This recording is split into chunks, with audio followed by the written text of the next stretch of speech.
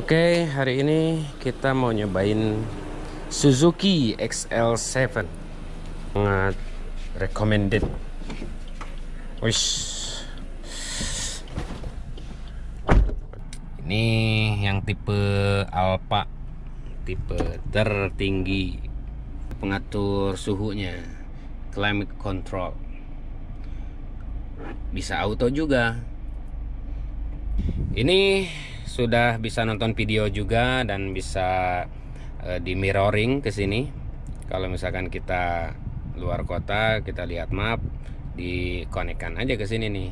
Kemudian di sini ada engine start stop, sensor parkir, terus stability control ini ya.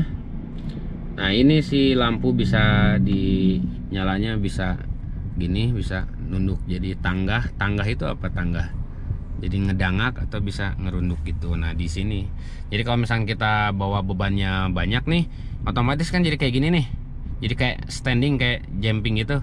Nah kita turunin ke 4 atau ke 5 gitu, biar nggak silau ke pengendara lain. Jadi ntar dia turun kayak gini.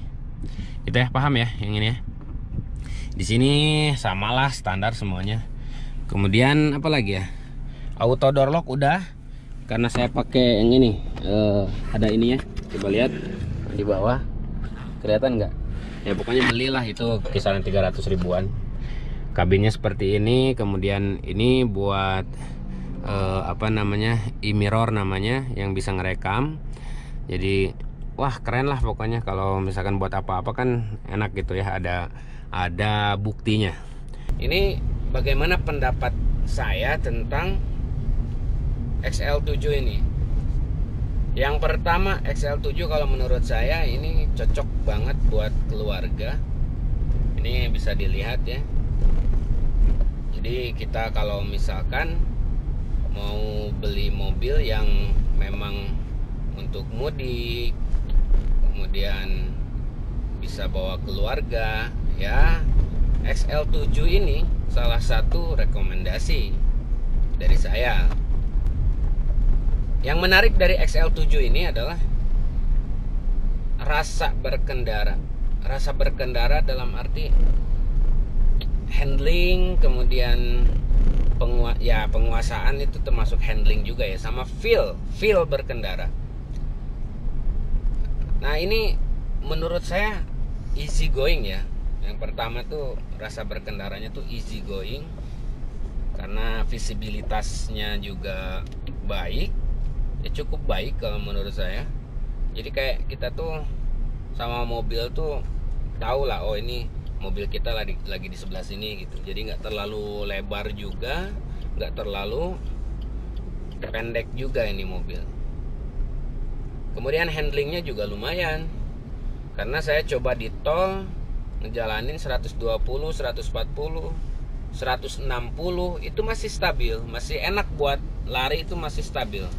Nggak terasa terbang gitu ya, enggak. Jadi lebih enak aja nih mobil nih, kalau bagi saya loh ya.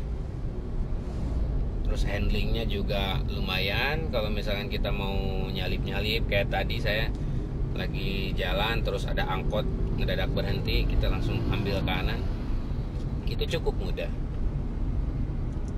Kemudian masalah konsumsi BBM itu so-so lah ya, sama lah kisaran segituan, 15 km per jam, 14 km per jam. Atau kalau rute tol itu kisaran 17-18, tergantung ke kaki pengendara. Ini kebetulan tipe Alpha yang Matic, tipe tertingginya. Ini enak sih kalau menurut saya, karena di mobil ini sudah ada AC climate control. Apa itu AC climate control? Jadi si AC-nya itu bisa kita setting ke dingin, bisa ke hangat. Itu yang paling penting. Jadi kalau kita lagi jalan ke daerah pegunungan yang notabene hawanya dingin, kita kan butuh kehangatan tuh. AC nggak mungkin dinyalain. Nah, kita atur ke suhu yang hangat, misalkan contoh 30 atau 29 derajat Celcius, Itu enak di kabin tuh, jadi lebih terasa nyaman gitu. Atau bahkan ketika kita mengantar keluarga kita yang lagi sakit, kalau AC-nya dinyalain kan kasihan ya. Jadi misalkan menggigil tuh saudara kita atau keluarga kita yang lagi sakit, nah kita set ke hangat.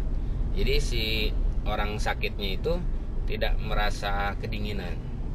Itu yang menurut saya harusnya wajib sih ya, harusnya wajib punya AC yang climate control.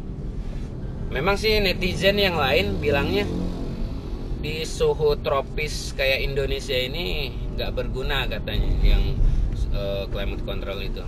Tapi kalau bagi saya berguna sekali, karena nggak semua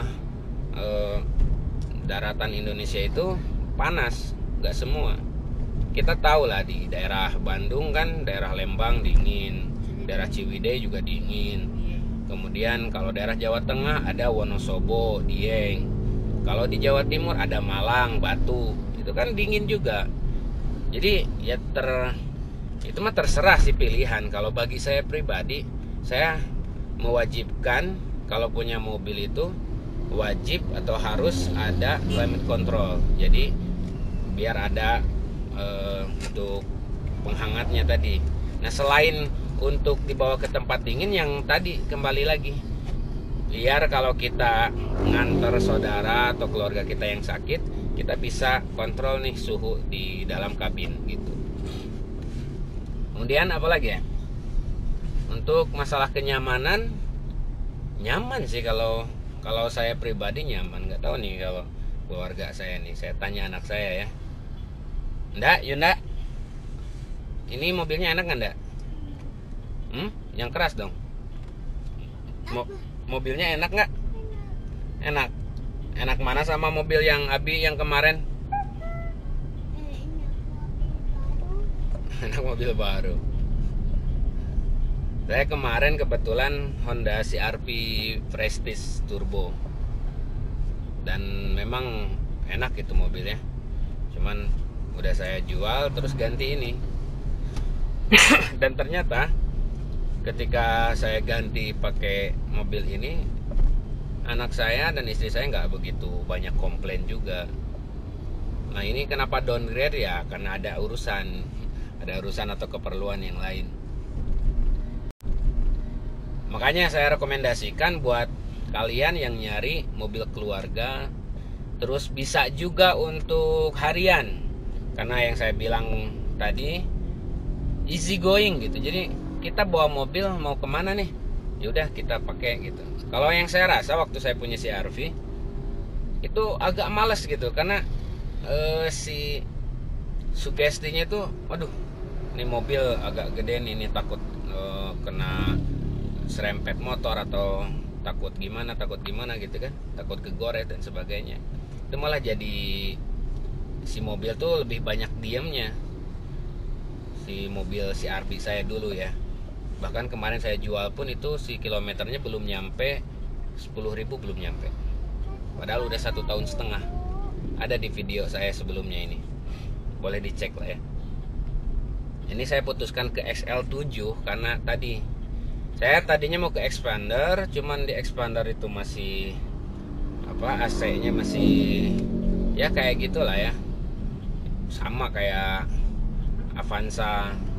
Tapi kalau Veloz sudah ada ini ya, Avanza Veloz, bukan Avanza Veloz tapi Veloz doang gitu. Kalau Veloz emang udah bisa.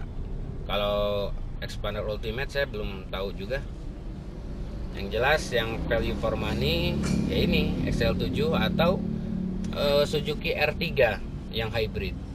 Itu lebih keren juga ya. Pengalaman saya pakai XL7, saya pernah ke Dieng waktu itu ya. 2 mobil waktu itu. Pakai mobil Toyota CHR sama Suzuki XL7. Saya berangkatnya pakai CHR, pakai Toyota CHR yang 1800 cc itu. Kemudian pulangnya saya pakai XL7, Suzuki XL7. Yang saya rasa malah lebih enak XL7. Kenapa? Yang saya bilang tadi, easy going. Lebih ke ya fun to drive lah.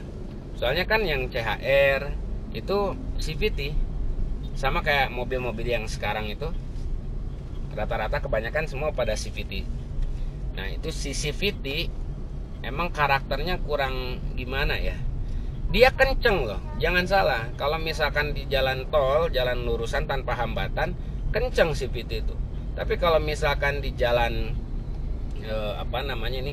jalan biasa gitu, jalan arteri biasa, itu kurang enak. Buat nyalip itu nggak bisa kita hentak gitu, nggak bisa dadakan. Jadi kita harus pinter memainkan ritme dalam menginjak pedal gas.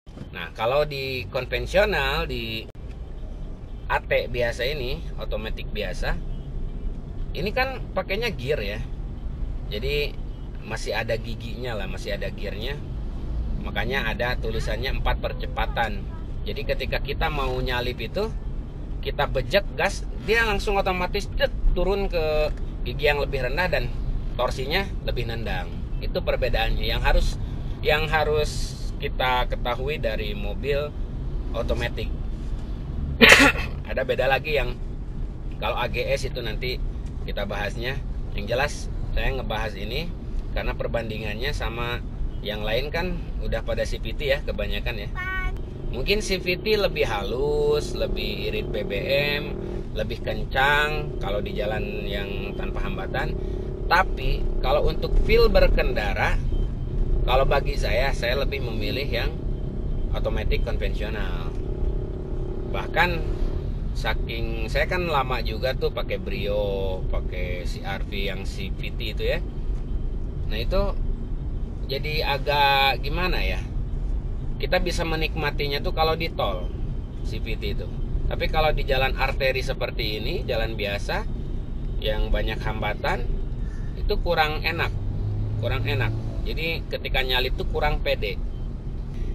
Tapi kalau menurut saya ini Matic konvensionalnya udah lumayan atau bahkan cukup halus gitu. Enak, perpindahan giginya tuh nggak kerasa.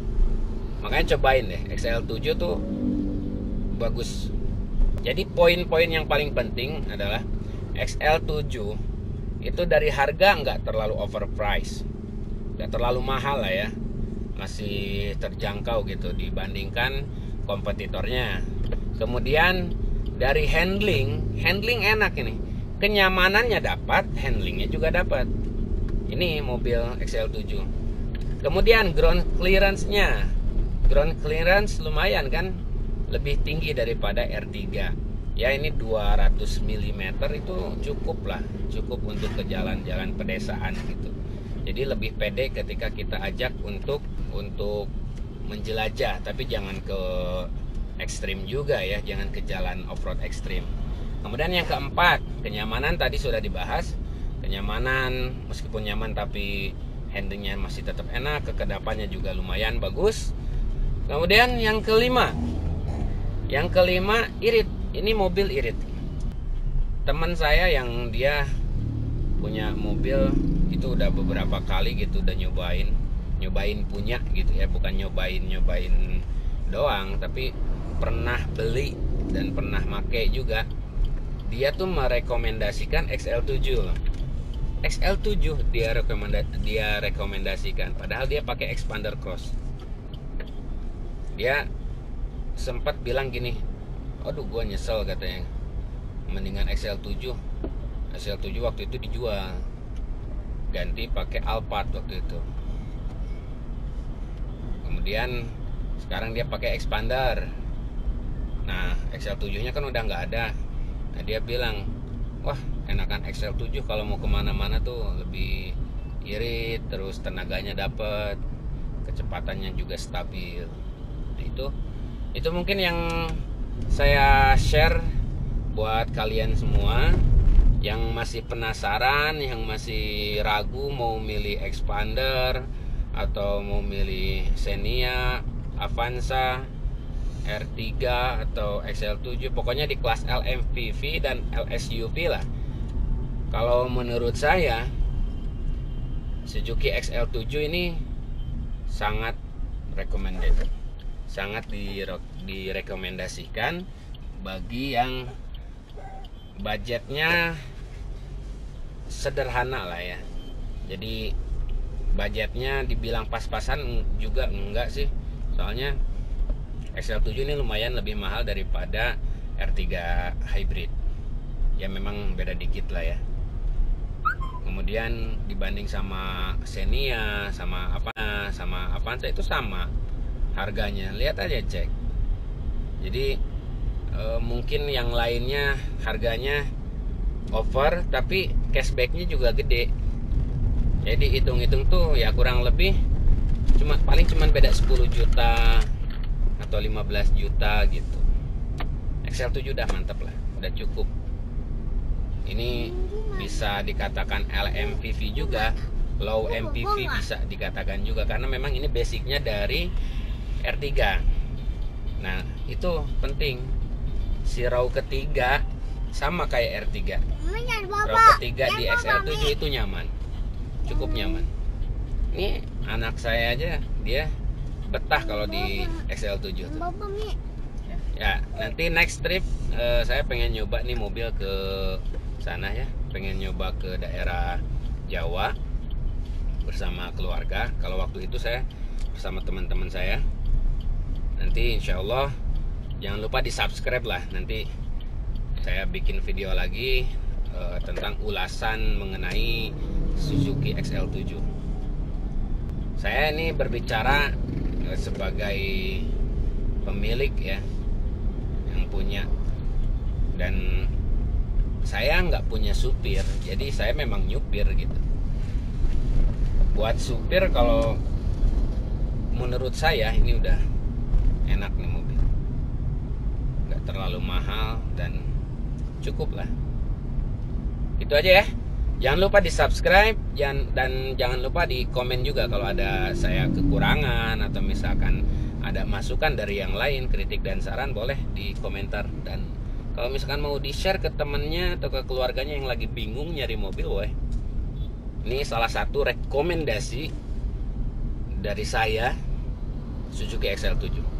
Yang bilang mobil Suzuki gimana dan sebagainya, itu belum nyoba deh. Coba pakai Suzuki dulu, coba pakai Suzuki, rasain bedanya. Saya juga kemarin kan pakai Honda, pakai Toyota, pakai Daihatsu, kemudian ya pokoknya nggak satu brand aja. Tapi pas saya nyoba Suzuki, saya pertama kali nyoba Suzuki itu Suzuki Baleno yang 2018 waktu itu. Saya pernah pakai Mitsubishi juga, Pajero saya pernah nyoba, pernah nyoba atau pernah punya lah ya. Fortuner pernah nyoba, Foxy dan sebagainya. Ini XL7 yang nggak apa namanya ya, nggak malu-maluin lah. Orang kalau misalkan kita mau ngajak tetangga atau saudara kita main pakai XL7 itu pede, karena nyaman, beneran nyaman dan enak lah mobil ini. Terima kasih ya semuanya.